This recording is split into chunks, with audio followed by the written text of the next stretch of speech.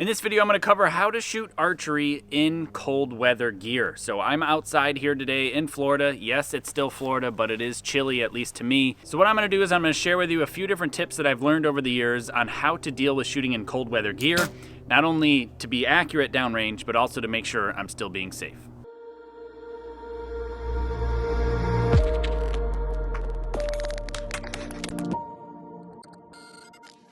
Yes, I'm in Florida. It's still cold, at least for me. It's somewhere in the 50-degree range. It's not quite up to 60 degrees. And today I want to shoot in my hooded sweatshirt. So I figured I might as well share with you a few different tips and tricks that I've learned over the years on dealing with shooting in cold weather, because I have shot in cold weather a lot over the years, and sometimes I wasn't necessarily prepared for it. Like today, I'm not exactly prepared because I don't have some of the tight-fitting arm sleeves or really tight-fitting Under Armour gear or things like that that genuinely help keep you warm with much less bulk. I not only have a t-shirt on, I also have a button-up thermal type shirt that is long sleeve, as well as a sweatshirt on.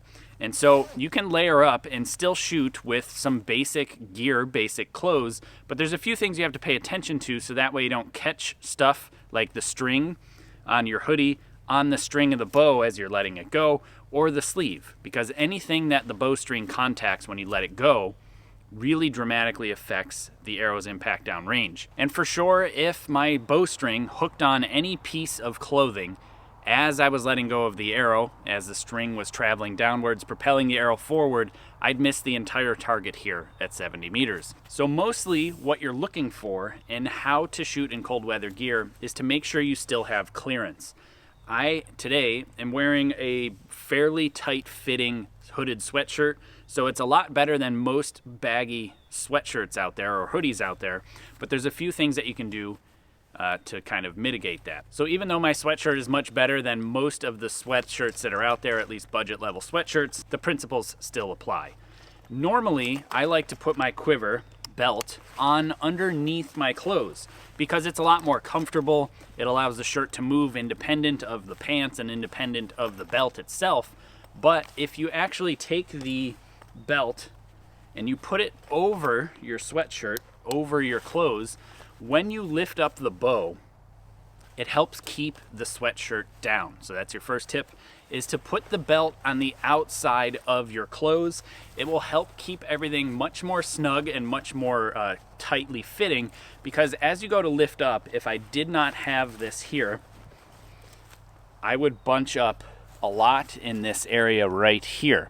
See my shoulder sleeve here where it attaches to the actual front part of the actual sweatshirt, it puckers up a bit, and when I lift up, it definitely puckers up more than if I have it tucked under my belt. And you could even just tuck the front corner under the belt. I've done that in the past as well. And now when I lift up, it's helping keep the tension down on the actual sweatshirt and the clothing to keep this nice and tight against my body.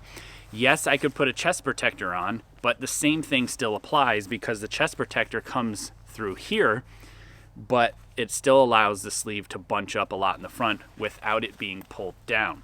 So definitely that's what I would do if I was you. Next, obviously, I kind of already said it, is a chest protector. Put it on to make sure it holds the sweatshirt tightly against your body, out of the way of the string. But if you're like me, I don't like wearing a chest protector. I don't even know if I own one anymore.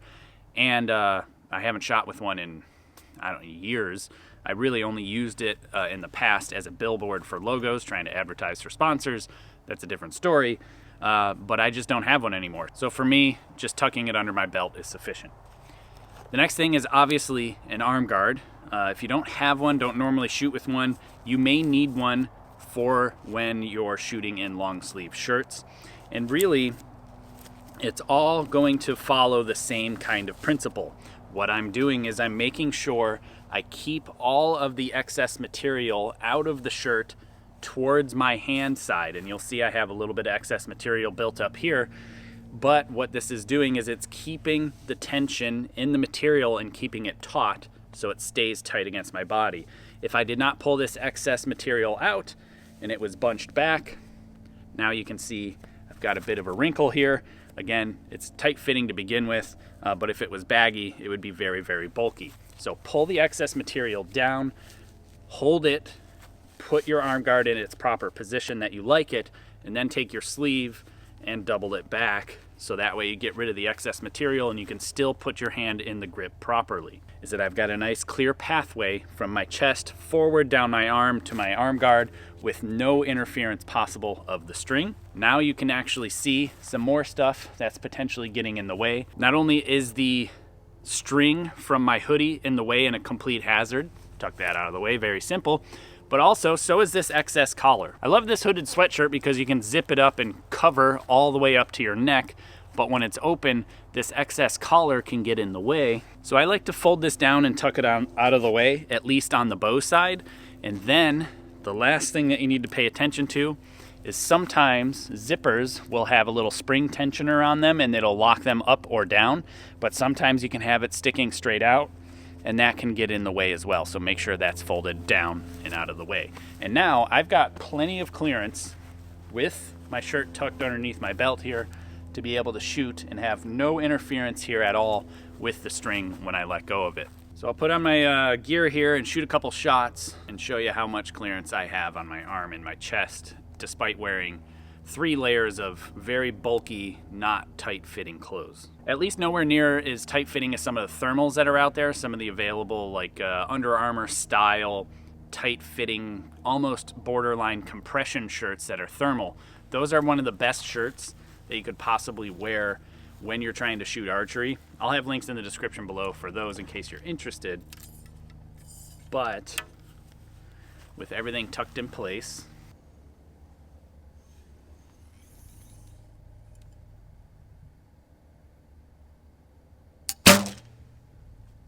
I can shoot shots just fine without having any issues.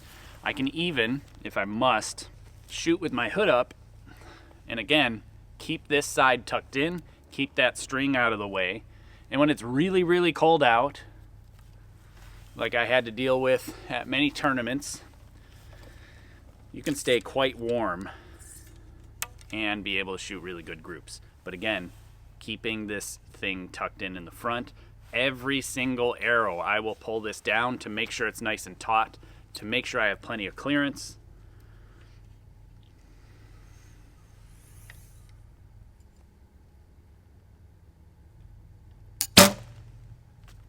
And I can still make some decent shots.